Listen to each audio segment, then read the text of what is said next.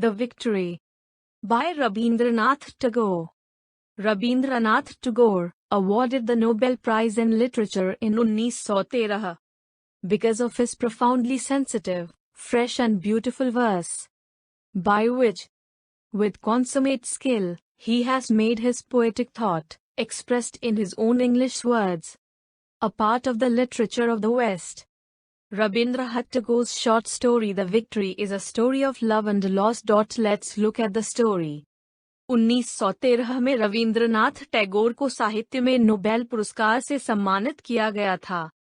अपने गहन संवेदनशील, ताजा और सुंदर कविता के कारण, जो गाग कौशल के साथ उन्होंने अपनी कविताओं को अपने अंग्रेजी शब्दों में व्यक्त किया, अपने काव्य का विचार बनाया है। पश्चिम रविंद्रनाथ टैगोर की लघु कहानी द विजय प्रेम और हानि की कहानी है।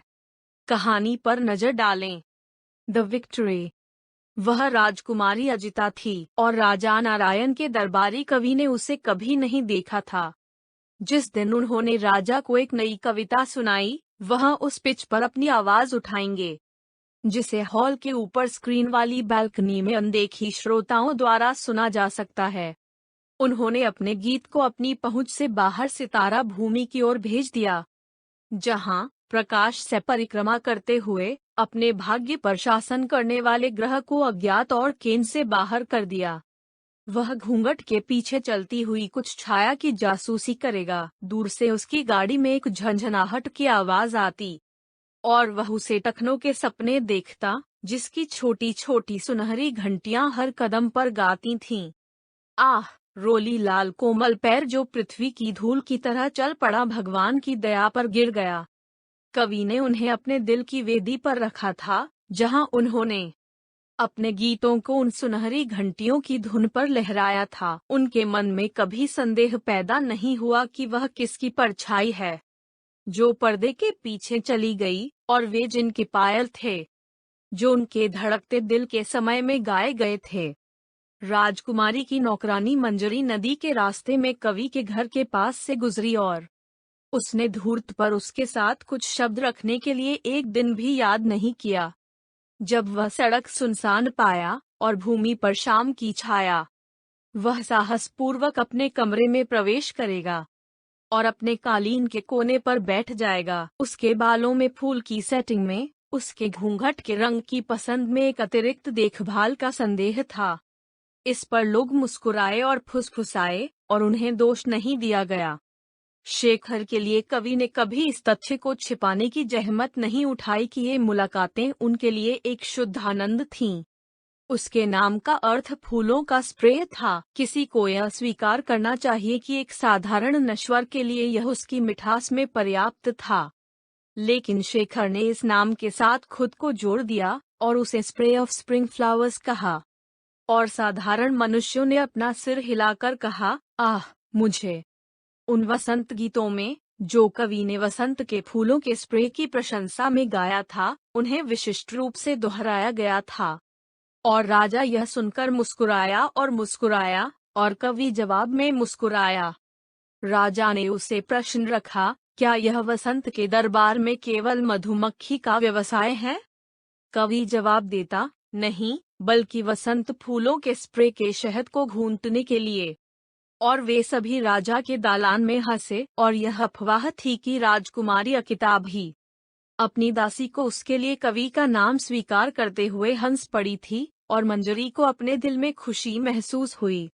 इस प्रकार जीवन में सत्य और असत्य का मिलन होता है, और जो मनुष्य ईश्वर का निर्माण करता है, वह स्वयं की सजावट जोड़ता है। केवल वे ही शुद्ध सत्य थे जिन्हें कवि ने गाया था। विषय था कृष्ण, प्रेमी देवता, और राधा, प्रिय, सनातन पुरुष और शाश्वत नारी।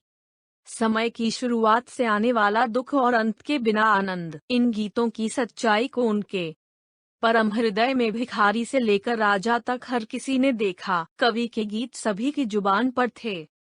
चांद की मधुर झलक पर और गर्मियों की तेज हवा के झोंके उसके गीतों को खिड़की और आंगन से, नौकायन नावों से, किनारे के पेड़ों की परछाइयों से, अनगिनत आवाजों में जमीन से तोड़ देंगे।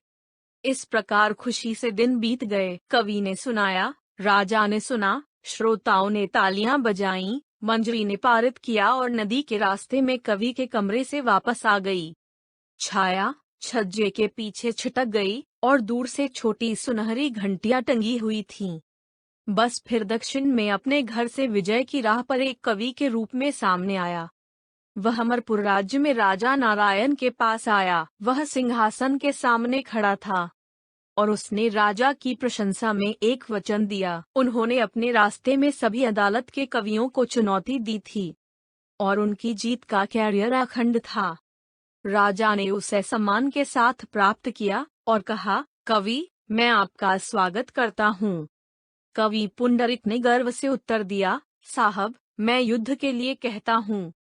राजा के दरबारी कवि शेखर को पता नहीं था कि किस तरह से संग्राम की लड़ाई छेड़ी जानी थी। उसे रात को नींद नहीं आई। प्रसिद्ध पुंडरीक की शक्तिशाली आकृति, उनकी तीखी नाक एक कैंची की तरह घुमावदार थी और उनका गर्वित सिर एक तरफ झुका हुआ था। अंधेरे में कवि की दृष्टि को परेशान किया। कांपते हुए दिल के साथ शेखर सुबह अखाड़े में दाखिल हुआ। थिएटर भीड़ से भर गया। कवि ने मुस्कुराते हुए और धनुष के साथ अपने प्रतिद्वंद्वी को बधाई दी। पुंडरिक ने इसे अपने सिर के एक छोटे से टॉस के साथ लौटाया और अपने चेहरे को अर्थ मुस्कान के साथ अनुयायियों के अपने सर्कल की ओर मोड़ दिया। शेखर ने अपनी नजर ऊपर उठी हुई बालकनी की ओर डाली और अपने मन की बात कहकर अपनी स्त्री को प्रणाम किया। अगर मैं दिन के मुकाबले में विजेता हूँ, तो मेरी महिला, आपका विजयी नाम गौरव होगा। तुरही बजने लगी। बड़ी भीड़ खड़ी हुई। राजा को जीत का नारा लगाते हुए, सफेद रंग का एक विशाल बाग पहने हुए, राजा धीरे धीरे पतझड़ के तैरते बादल की तरह हॉल में आया और अपने सिंहासन पर बैठ गया। पुंडरिक उठ खड़ा हुआ और विशाल हॉल अभी भी बन गया। अपने सिर को ऊंचा करने और छाती का विस्तार करने के साथ उन्होंने राजा नारायण की प्रशंसा सुनाने के लिए अपनी थिरकने वाली आवाज में शुरुआत की। उनके शब्द समुद्र की दीवारों पर समुद्र की दीवारों की तरह फट गए और सुनने वालों की भीड़ के खिलाफ खड़खड़ाने लगे।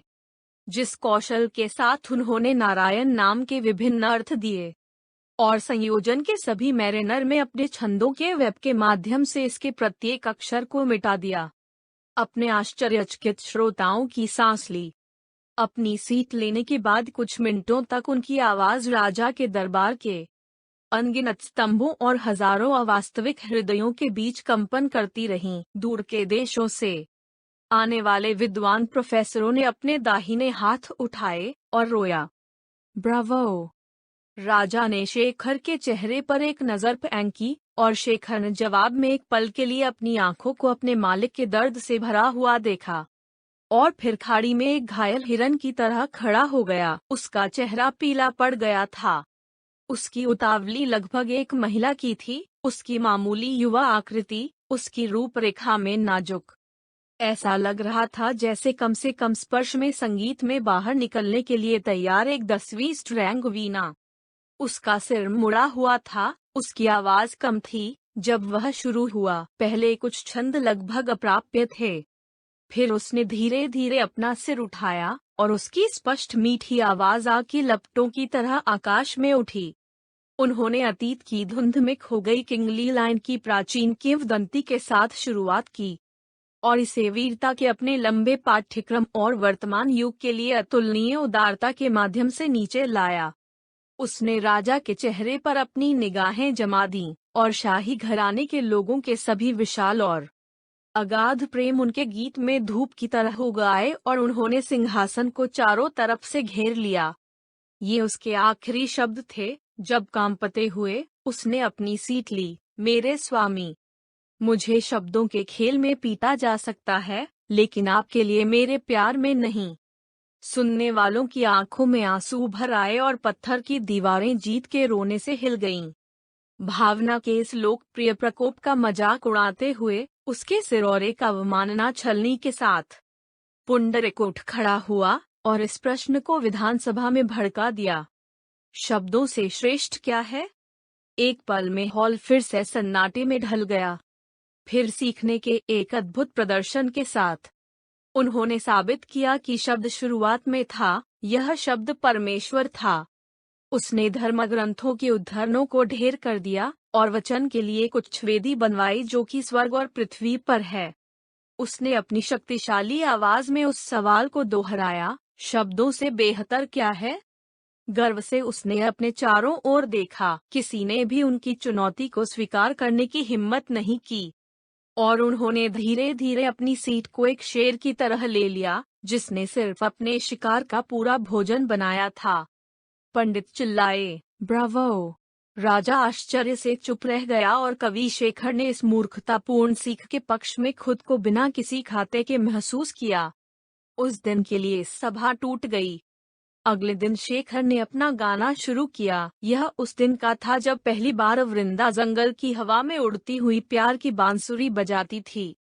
चरवाहे महिलाओं को नहीं पता था कि कौन खिलाड़ी या संगीत आया था। कभी कभी यह दक्षिण की हवा के दिल से आती दिखती थी, तो कभी पहाड़ी की चोटियों से। यह सूर्योदय की भूमि से प्रयास का संदेश लेकर आया, और यह सूर्यास्त के कगार से अपने दुख के साथ तैरने लगा। सितारों को उस वाद्य यंत्र का ठहराव प्रतीत होता था जो रात के सपनों को माधुर्य से भर देता था। खेतों और खलिहानों से, छायादार गलियों और अकेली सड़कों से, आसमान के पिघलते नीले रंग से, घास के टिमटिमाते हुए हरे रंग से, एक ही बार में संगीत फटता दिख रहा था। वे न तो इसके अर्थ को जानते थे और न ही वे अपने दिल की इच्छा को पूरा करने के लिए शब्द खोज सकते थे। उनकी आंखों में आंसू भर आए और उनका जीवन एक मौत के लिए लंबे समय तक लग रहा था कि इसका उपभोग होगा। शेखर अपने दर्शकों को भूल गया, प्रतिद्वंद्वी के साथ अपनी ताकत का परीक्षण भूल गया। वह अपने विचारों के बीच अकेला खड़ा था, जिसने उसे गर्मियों की हवा में पत्तियों की तरह जंग खाए और पछाड़ दिया और सॉन्ग ऑफ द फ्लूट गाया। उनके दिमाग में एक छवि की दृष्टि थी जिसने एक छाया से अपना आकार ले लिया था, और एक दूर के नक्शे एकदम की एक धूमिल झंझनाहट की गूंज थी।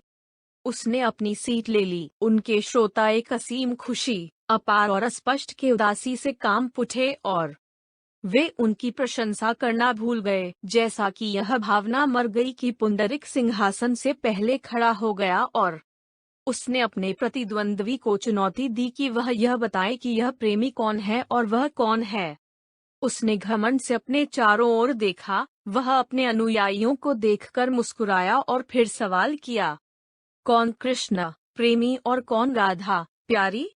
फिर उसने उन नामों की जड़ों का विश्लेषण करना शुरू किया और उनके अर्थों की विभिन्न व्याख्याएं वह भोले भाले दर्शकों के सामने लाया।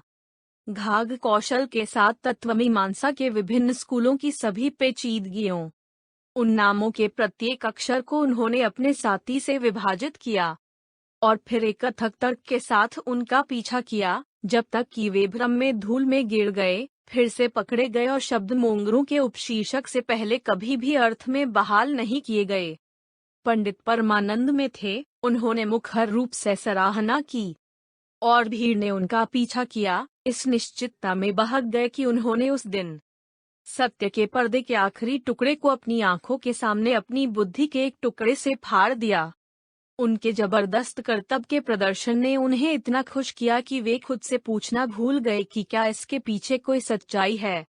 राजा का मन आश्चर्य से अभिभूत था। संगीत के सभी भ्रम से वातावरण पूरी तरह से साफ हो गया था और चारों ओर की दुनिया की दृष्टि से लग रहा था कि इसकी निविदा हरे रंग की ताजगी से उच्च सड़क की ठोसता में बदल गई है और कुचल पत्थरों के साथ कठोर हो गई है।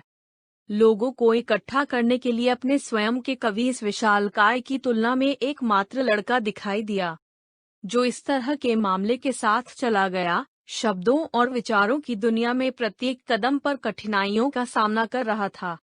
यह पहली बार उनके लिए स्पष्ट हो गया कि शेखर ने जो कविताएं लिखीं, वे बेतुके सरल थे और यह केवल एक दुर्घटना होनी चाहिए कि उन्होंने उन्हें खुद नहीं लिखा। वे न तो नए थे, न कठिन थे, न शिक्षाप्रद थे, न ही आवश्यक थे। राजा ने अपने कवि को उत्सुकता से देखने का प्रयास किया, चुपचाप उसे अंतिम प्रयास करने के लिए उकसाया, लेकिन शेखर ने कोई नोटिस नहीं लिया और अपनी सीट के लिए नियत रहे। क्रोध में राजा अपने सिंहासन से नीचे आ गया। उसने अपनी मोती की चेन उतारकर पुंडरीक के सिर पर डाल दी।